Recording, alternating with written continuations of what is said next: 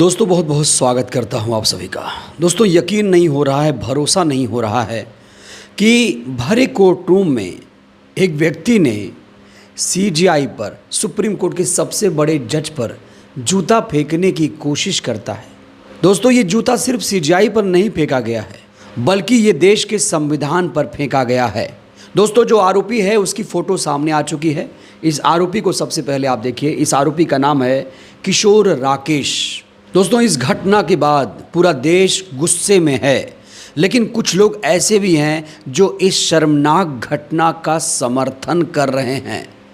तो सीजीआई पर जिस तरीके से आज हमला हुआ है, जिस तरीके से कायरतापूर्ण हमला हुआ है, इस घटना के बाद देश किस तरीके से सोच रहा है, वो आज के इस वीडियो में मैं आपको बताने जा रहा हूँ।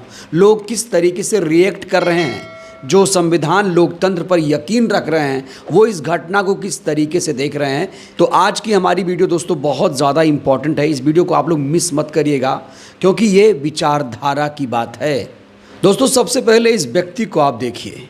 यही वो व्यक्ति है, कहने को तो ये वकील है, लेकिन आज इसने लोकतंत्र संविधान को शर्मसार करने का काम किया है।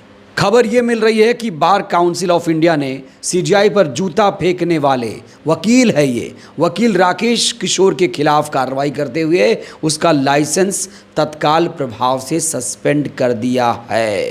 तो आखिरकार आरोपी के खिलाफ कार्रवाई हो गई है, लेकिन क्या इतने भर से काम चल जाएगा? सुप्रीम कोर्ट में सीजीआई पर हमले की सज़ा क्या हो सकती है?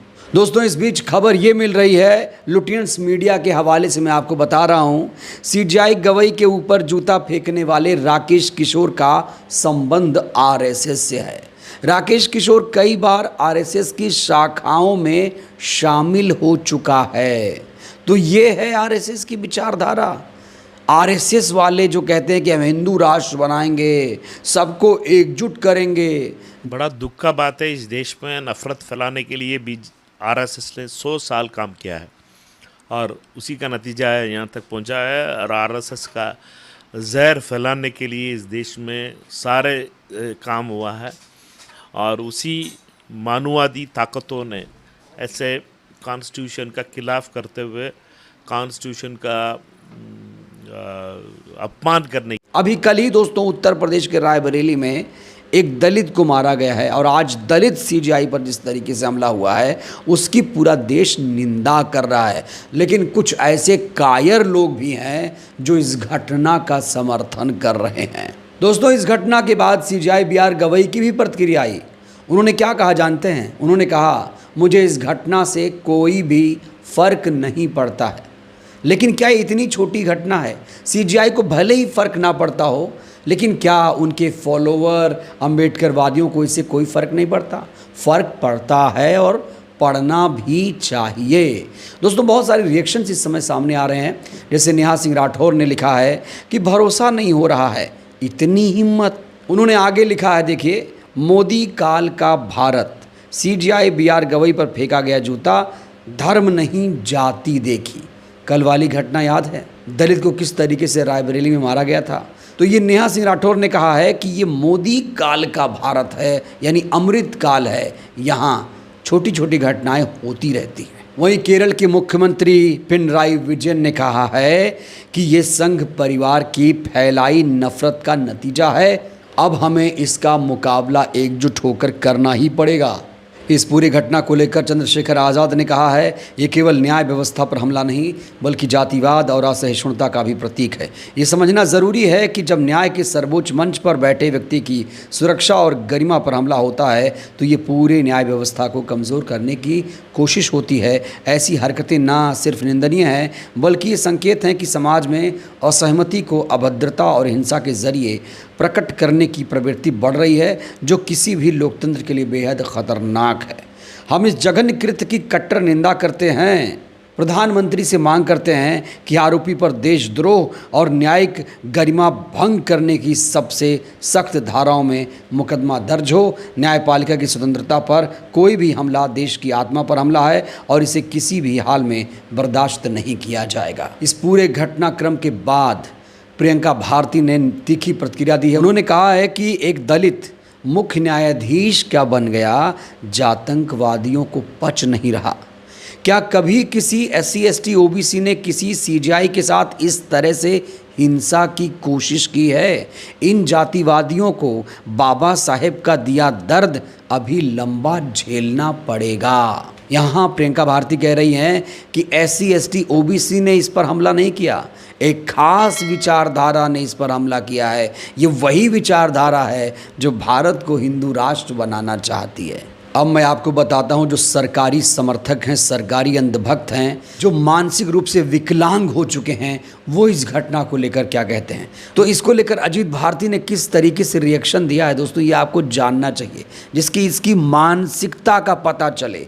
इसने कहा ये आरंभ है, ऐसे पतित हिंदू विरोधी और कायर जजों के साथ सड़कों पर भी ऐसा ही होगा। इसने कहा अब सड़कों पर भी ऐसा ही होगा यदि वो आदेश में लिखी जाने वाली बातों से इतर अपने विषैले हृदय के उद्गार हिंदुओं को नीचा दिखाने के लिए प्रकट करेंगे। देख रहे हैं, तो बड़ा सवाल ये है, क्या जो सरकार चल रही है ऐसे लोगों को सपोर्ट करती है? ऐसी विचारधारा वाली सरकार हमारे देश में चल रही है जो खुलेआम कहती है कि जाओ CGI पर हमला करो।